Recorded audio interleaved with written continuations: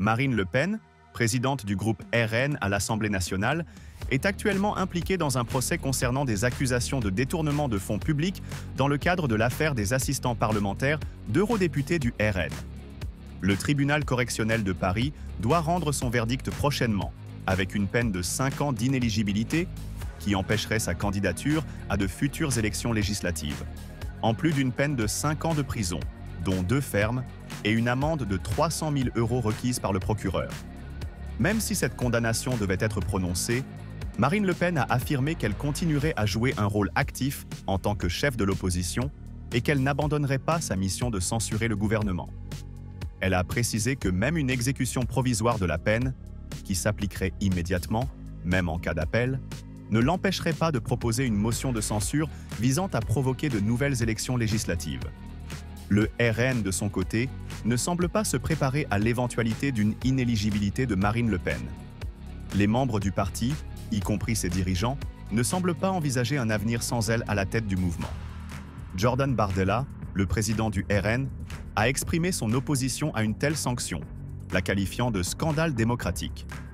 Bien que certains députés moins expérimentés se posent des questions sur la suite à donner en cas de condamnation, aucun plan concret n'a été élaboré jusqu'à présent.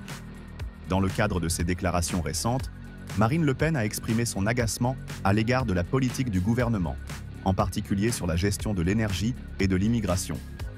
Elle a critiqué la programmation pluriannuelle de l'énergie, qualifiant la politique énergétique du gouvernement de véritable honte, en particulier concernant les dépenses prévues pour les énergies renouvelables et le raccordement des éoliennes en mer. Elle a également déploré le manque d'avancée sur la proportionnelle, une promesse faite par Emmanuel Macron, et a estimé que l'inertie gouvernementale en matière d'immigration est totale. Malgré la menace d'une condamnation, Marine Le Pen insiste sur le fait que son cas personnel n'affectera en rien la capacité du RN à prendre des décisions politiques et à mener la lutte contre le gouvernement. Elle considère que sa situation judiciaire ne doit pas interférer avec l'engagement politique du RN. Et vous, quel est votre avis sur la situation de Marine Le Pen et les conséquences d'une éventuelle condamnation ? Pensez-vous qu'une peine d'inéligibilité pourrait vraiment affecter sa capacité à influencer la politique ? Partagez vos opinions dans les commentaires.